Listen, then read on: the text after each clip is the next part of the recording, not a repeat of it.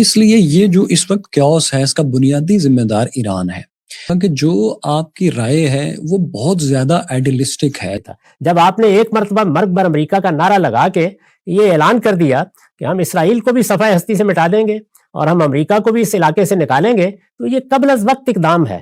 یہ آپ اپنی زبان سے بھی اگر کریں گے تو طاقتور آپ پر حملہ آور ہو جائے گا۔ نہیں کہا انٹرویوز میں، اس میں بھی اور اپنی ذاتی گفتگو میں بھی، جو آپ کے مونولوگز ہیں ان میں بھی، کہ جو کچھ مڈل ایسٹ میں ابھی ہو رہا ہے اس میں ایران کا ہاتھ زیادہ ہے۔ اس نے مرگ بر امریکہ اور مرگ بر اسرائیل، اور اس سے پہلے مرگ بر آل سعود کا بھی اس نے نعرہ لگایا، وہ بھی ہسٹری میں ہے۔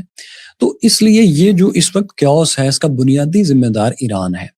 اچھا، میں پھر وہ بات کہنا چاہوں گا کہ یہ اس کی ایک تاریخ ہے پچھلے 150 سال کی، برٹش کی اور اس کے بعد امریکہ کی، مسلسل ایران کے اندر مداخلت کی اور مسلسل ایران کی اس کوشش کی کہ میں کسی طریقے سے حکمت عملی سے بغیر جنگ کیے معاملات کو درست کر لوں۔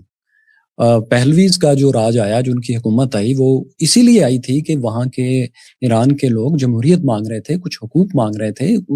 اس کے بارے میں ایک موومنٹ تھی جس کو کہ رضا خان پہلوی نے پھر اس موومنٹ کے لیڈر تو نہیں تھے، لیکن اس کی وجہ سے وہ پھر اقتدار میں آئے۔ پھر ڈاکٹر مصدق کا آپ کو واقعہ پتہ ہے، 1940 کا پتہ ہے، اور اس کے بعد پھر شاہ کا دور جب ختم ہوا، تو امریکہ اور یوکے کی مسلسل ان کے آئل کے اوپر مداخلت ہے۔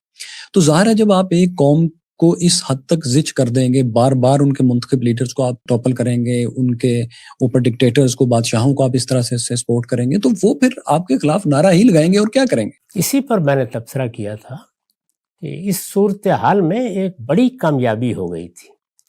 وہ بڑی کامیابی یہ تھی کہ شاہ کا تختہ الٹ گیا۔ اس سے پہلے جو چیزیں وجود پذیر ہوئیں یا جو مقاصد حاصل کرنے کی صحیح کی گئی یا اپنے قومی وجود کو بہتر راستے پر ڈالنے کی جدوجہد کی گئی، وہ امریکہ نے اور بعض دوسری طاقتوں نے ناکام بنا دی۔ وہ چونکہ دنیا پر کسی اخلاقی اصول کے مطابق حکومت نہیں کر رہے، اسی لیے میں نے پہلے ابتدا میں آپ کو بتا دیا کہ امریکہ کو بھی میں یہی کہتا ہوں اور یہی کہوں گا کہ اگر اس نے اخلاقی اصولوں کی بنیاد پر حکومت کی ہوتی، اس کو عالمی حکومت حاصل ہو گئی تھی، حقیقت کے لحاظ سے کی ہوتی، تو آج دنیا میں اس کے لیے بڑی عزت ہوتی، بڑا وقار ہوتا، وہ دنیا میں امن کا علمبردار ہوتا، وہ بڑے ادارے وجود میں لا چکا ہوتا، اقوام متحدہ آج عالم نظم میں نہ ہوتی۔ یہ سب چیزیں امریکہ کے اقدامات ہی کی وجہ سے ہوئی ہیں، اور میں نے عرض کیا تھا کہ اس کی بدترین صورتیں ہم موجودہ زمانے میں دیکھ رہے ہیں۔ اس سب کے باوصف جو کچھ ہو گیا تھا وہ ہو گیا۔ وہاں یہ کامیابی ہو گئی کہ مسلمانوں کی مذہبی قیادت کو اقتدار حاصل ہو گیا۔ اب جب اقتدار حاصل ہو گیا تو گویا ایک انقلاب برپا ہوا۔ اب آپ کو نئی شروعات کرنی تھی۔ یہ بالکل ایسے ہی ہے جیسے رسالت مآب صلی اللہ علیہ وسلم کو فتح مکہ کے بعد جزیرہ نما عرب کا اقتدار حاصل ہو گیا۔ اس موقع پر دو راستے تھے۔ اس ماضی کی داستان سنائی جائے جس میں اگر مظالم بیان کیے جائیں تو صفات سیاہ کیے جا سکتے تھے۔ رسالت مآب بھی اس موقع پر کھڑے ہو کر وہ تقریریں کر سکتے تھے اور مشرکین کے خلاف ایسے اقدامات کا بھی حکم دے سکتے تھے، لیکن نئی شروعات ہوئیں۔ اور یہی بات ہے جس کی طرف میں نے توجہ دلائی کہ اس وقت مذہبی قیادت نے جو فیصلہ کیا، وہ فیصلہ آپ دیکھیے کسی پہلو سے بھی درست نہیں تھا۔ ایک فیصلہ انہوں نے یہ کیا کہ ہم ایران میں تھیوکریسی قائم کریں گے، درا حالے کہ دنیا میں جمہوری اقدار کے حق میں ایک انقلاب برپا ہو چکا تھا۔ خود قرآن مجید اسی بات کو بطور اصول بیان کر چکا تھا، لیکن ان کا ایک مذہبی پس منظر تھا اور ان کی ایک مذہبی تعبیر ہے، اس کا اگر لحاظ کرنا بھی تھا تو جس طرح سے مثال کے طور پر انگلستان میں دستوری بادشاہت ہے، یعنی بادشاہ کے اختیارات بڑے محدود رکھے گئے ہیں، اس طرح کا کوئی نظام بنایا جا سکتا تھا۔ اس کے برخلاف انہوں نے جو نظام بنایا وہ نظام اپنی ذات میں فساد رکھتا ہے، یعنی اس میں اقتدار تمام تر مذہبی رہنماؤں کی ذات میں مرتکز ہو گیا، اور صرف یہی نہیں، اس کے ساتھ ایک متوازی فوج بنا دی گئی جو پاسداران انقلاب کہلاتی ہے۔ یہ گویا اپنے قومی وجود کے خاتمے کی بنیاد تھی۔ پھر دوسرا اقدام، اور وہ یہ کہ لوگوں کے شخصی معاملات کو انہوں نے قانون کا موضوع بنا لیا. وہ چیزیں جن میں مذہب بھی اگر کوئی ہدایت دیتا ہے تو اس کو وہ اللہ اور بندے کا معاملہ قرار دیتا ہے، ان چیزوں کو موضوع بنا لیا. آپ جانتے ہیں کہ پھر ایک دوپٹے اور ایک اسکارف پر کس طریقے سے مظالم ہوئے ہیں، میں ان کو دہرانا نہیں چاہتا. اس میں بھی ہزاروں لوگ حکومت کا ہدف بنے ہیں، اور اس کے ساتھ انہوں نے مرگ بر امریکہ کا نعرہ لگایا اور یہ طے کر دیا کہ اب گویا وہ دنیا کی ایک بڑی طاقت کے ساتھ لڑنے نکل آئے ہیں. اس کے لیے انہوں نے بہت سے اقدامات کیے ہیں. یہ حزب اللہ، یہ شام میں جو بہت سی تنظیمیں بنی، یہ یمن میں جو کچھ ہو رہا ہے اور کئی برسوں سے ہو رہا ہے، یہ سب اقدامات کیے. تو اگر آپ ان تمام چیزوں کو دیکھیں تو اس کا تجزیہ ہونا چاہیے کہ کیا انہوں نے یہ صحیح کیا. میری رائے یہ ہے کہ انہوں نے یہ تینوں اقدامات غلط کیے. یعنی اپنا جو نظام بنایا وہ بھی غلط بنایا، اور اسی طریقے سے جو اندرون ملک اقدامات کیے، یعنی لوگوں کے شخصی معاملات کو قانون کی طاقت سے اپنی مرضی کا تابع کرنا، جیسے طالبان کر رہے ہیں. عورتیں پڑھیں گی یا نہیں پڑھیں گی، وہ لباس کس طریقے کا پہنیں گی، لوگ اپنی تعلیم کا کیا فیصلہ کریں گے، یہ سب چیزیں شخصی معاملات ہیں. ان میں کسی ریاست اور حکومت کو مداخلت کا حق نہیں ہے. یہ جب دیا جائے گا فساد پیدا ہوگا اس کے نتیجے میں. اور اسی طرح سے اگر آپ یہ فیصلہ کر لیں گے کہ آپ کو گرد و پیش میں اپنا انقلاب برآمد کرنا ہے، اور میں 1987 کے حج میں خود موجود تھا، اس موقع پر آپ جانتے ہیں کہ کتنا بڑا واقعہ ہوا تھا. وہاں امام خمینی کی طرف سے لکھے گئے پمفلٹ تقسیم کیے تھے ایرانیوں نے، جس میں خود سعودی حکومت کے خلاف کس طرح کے اقدامات کرنے کی ترغیب دی گئی تھی. پھر جو واقعہ ہوا وہ بڑا درد انگیز واقعہ تھا، اس میں سینکڑوں لوگ مار دیے گئے، وہ اقدام کیا گیا. یہ 1987 میں ہوا ہے، میں خود وہاں موجود تھا. ہمارے ملک میں اس انقلاب کو برآمد کرنے کے لیے کہاں کہاں کیا اقدامات ہوئے، اور جن جن جگہوں پر اہل تشیع آباد ہیں کس طرح ان کو امامت کی سرزمین قرار دے کر لوگوں کو بتایا جاتا ہے کہ یہ انقلاب انہیں برپا کرنا ہے. یہ اقدامات ہیں جن پر میں نے تنقید کی ہے. میں ان کو غلط سمجھتا ہوں، بدلائل غلط سمجھتا ہوں. اگر کسی آدمی کو اس سے اختلاف ہے تو اپنا اختلاف بیان کر سکتا ہے. اچھا سر، میں اسے ایک چھوٹا سا اختلاف کرنا چاہوں گا کہ جو آپ کی رائے ہے وہ بہت زیادہ آئیڈیلسٹک ہے، جبکہ جو ہم نے تاریخ میں دیکھا ہے اور انسانی نفسیات سے ہم نے سیکھا ہے کہ وہ ہر چیز کسی پاسٹ کا ریئیکشن ہے اور آپ اس سے بچ نہیں سکتے، خواہ آپ کتنی بھی وائز بات کر رہے ہوں.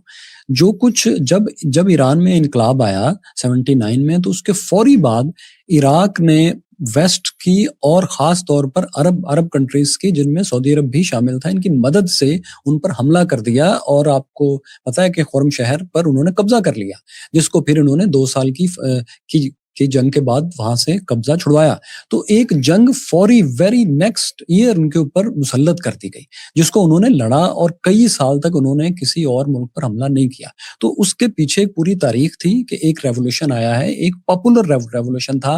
گو کہ آئی ایگری ود یو کہ وہ اس کو ہائی جیک کر لیا ملاؤں نے. میں ان کی حمایت میں، ان کے نظریات کی حمایت میں یا ان کے جو طرز حکومت ہے بالکل بھی نہیں ہوں. میں آپ کے ساتھ وہاں پر اتفاق کر رہا ہوں، لیکن میں جو ہو رہا ہے آن گراؤنڈ اس سے انکار نہیں کر سکتا کہ وہ ایک رد عمل تھا اس بات کا کہ ان کے اوپر مسلسل آپ نے 87 کی بات کی تو 7 سال سے ان کے اوپر ایک جنگ مسلط کی گئی تھی. اس میں ایران کا اس جنگ کو شروع کرنے میں کوئی قصور نہیں تھا. ان کے اوپر کیمیکل ویپنز سے اٹیک کیے جاتے تھے، اور اس میں پورا عرب اور پورا ویسٹ عراق کے ساتھ تھا. تو اس کے بعد ایک فطری ریئیکشن ہے کہ قوم اس طرح سے کوئی نہ کوئی ریئیکٹ کرے گی، جو کہ انہوں نے کیا. لیکن اس کے بعد آپ دیکھیں جیسے وہ جنگ ختم ہوتی ہے تو اس کے بعد رفسنجانی آتے ہیں، خاتمی آتے ہیں جو کہ پریزیڈنٹ تھے. تو آپ کو ایک باقاعدہ ایک شفٹ نظر آتی ہے کہ ایک ملک جو ہے وہ ریولوشن سے نکل کر ایوولوشن کی طرف جانا چاہ رہا ہے. لیکن جب بھی وہ امریکہ سے یا اپنے ریجن سے گرینڈ ڈائیلاگ کی بات کرتے ہیں تو ان کو اس کا موقع نہیں دیا جاتا. کیونکہ اسرائیل کو ایک کمپیٹیٹو ایج انہوں نے اس خطے میں دلوانا تھا، اور ایران کو اگر تمام آئل ایکسپورٹ کرنے کی اس کو ایک فری رین دیا جائے گا تو ظاہر ہے وہ تو طاقتور ملک اس خطے کا بنے گا، جو کہ تاریخی طور پر وہ ہے. میں صرف آپ سے اس جگہ پر اختلاف کر رہا ہوں کہ آپ اس کو صرف اور صرف ایران کی غلطی نہیں کہہ سکتے، کیونکہ اس کے اوپر جنگیں مسلط کی گئیں پہلے دن سے ریولوشن کے بعد. میں نے کبھی ایسا نہیں کہا. یعنی ایران کیا، اسرائیل نے جو کچھ کیا ہے، کیا کوئی شخص اس کا دفاع کر سکتا ہے؟ میں نے ابھی آپ سے عرض کیا کہ اگر اسرائیل بھی جو 55% علاقہ اس کو ملا تھا اس سے آگے قدم بڑھانے کے طریقے اختیار نہ کرتا اور خود اپنی سرحدیں متعین کر کے اعلان کر دیتا کہ جو کچھ بھی آپ کریں گے ہم ان سرحدوں سے ایک قدم آگے نہیں بڑھائیں گے، تو اس طریقے سے ایک اخلاقی برتری کی جگہ پر کھڑا ہوتا ہے. یہ جو مثالیں آپ نے دی ہیں ان میں سے میں نے کبھی کسی پر کوئی تبصرہ نہیں کیا. یعنی جنگیں جب اس طرح سے مسلط ہوتی ہیں تو لڑی بھی جاتی ہیں، ان کا جواب بھی دیا جاتا ہے. اب بھی ظاہر ہے کہ ایران پر حملہ ہوا ہے تو آپ دیکھیے، میں نے اس موقع پر کہا کہ اس حملے کے لیے جو جواز بیان کیے جا رہے ہیں وہ سب بالکل لغو ہیں. یعنی کسی قوم کی رہنماؤں کے بارے میں یہ کہنا کہ ہم ان کو ان کے گھر میں جا کر مار ڈالیں گے، یہ گنڈوں کی زبان ہے، یہ استعمال نہیں کرنی چاہیے تھی. اسی طریقے سے اگر یہ کہا جائے کہ ہم کسی قوم کو صفحہ ہستی سے مٹا دیں گے تو یہ کوئی ایسی چیز نہیں کہ جس کی کوئی شریف آدمی بھی تحسین کر سکے گا. یہ سب باتیں میں نے کہی ہیں.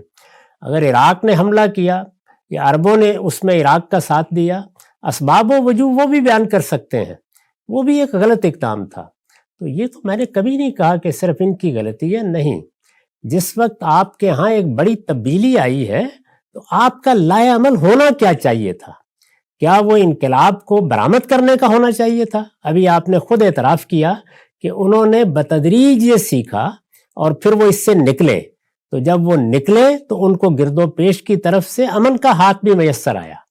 یہی میں گزارش کر رہا ہوں کہ آپ جو کچھ بعد میں کرتے ہیں وہ بر وقت ہونا چاہیے تھا.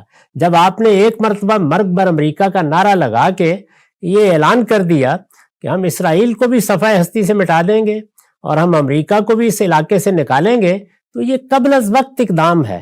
یہ آپ اپنی زبان سے بھی اگر کریں گے تو طاقتور آپ پر حملہ آور ہو جائے گا. یہ بات ہے جو میں کہنے کی صحیح کر رہا ہوں. اس کا ہرگز یہ مطلب نہیں ہوتا کہ دوسرے لوگوں نے سب صحیح کیا ہے. ابتدا میں نے اسی لیے عرض کر دیا کہ امریکہ نے جو کچھ کیا ہے دوسری جنگ عظیم کے بعد خاص طور پر، وہ کسی لحاظ سے بھی قابل تعریف نہیں ہے. اس پر میں نے نقد کر کے آپ کو بتایا ہے کہ اس کا نتیجہ ہے کہ لوگ نفرت کرنے لگ گئے، اور یہی صورتحال اسرائیل نے اپنے لیے پیدا کر دی. تو ان کے اقدامات پر تو میں اپنے ایک مسلمان بھائی کے طریقے پہ گفتگو نہیں کر سکتا، لیکن اپنوں کے بارے میں یہ کہہ سکتا ہوں کہ یہ صورتحال تمہیں درپیش ہے.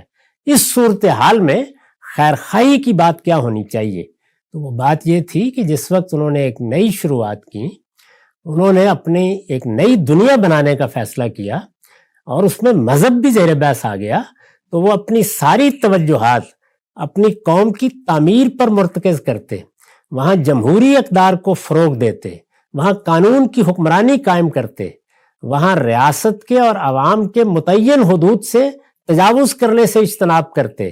تو اگر وہ یہ کام کرتے تو ایران ہو سکتا ہے کہ اس سے بہت بڑی جگہ پر آج کھڑا ہوتا، علمی لحاظ سے بھی، فکری لحاظ سے بھی اور عملی لحاظ سے بھی. لیکن آپ اس وقت تحقیق کر کے دیکھ لیجئے، اس کے گرد و پیش میں اس انقلاب کو برآمد کرنے کے لیے جو اقدامات کیے گئے اس پر بڑی گرہ مندیاں موجود ہیں. میں ان کے ابواب نہیں کھولنا چاہتا کہ ایران نے خود افغانستان کے معاملات میں کیا پالیسی اختیار کی، پاکستان کے معاملے میں کیا طریقے اختیار کیے. وہ طریقے جب اختیار کیے جائیں گے تو پھر جب طاقتور کو موقع ملے گا تو وہ آپ کے اوپر چڑھ دوڑے گا. وہ صدام نے بھی یہی کیا، وہ اس وقت امریکہ نے بھی یہی کیا.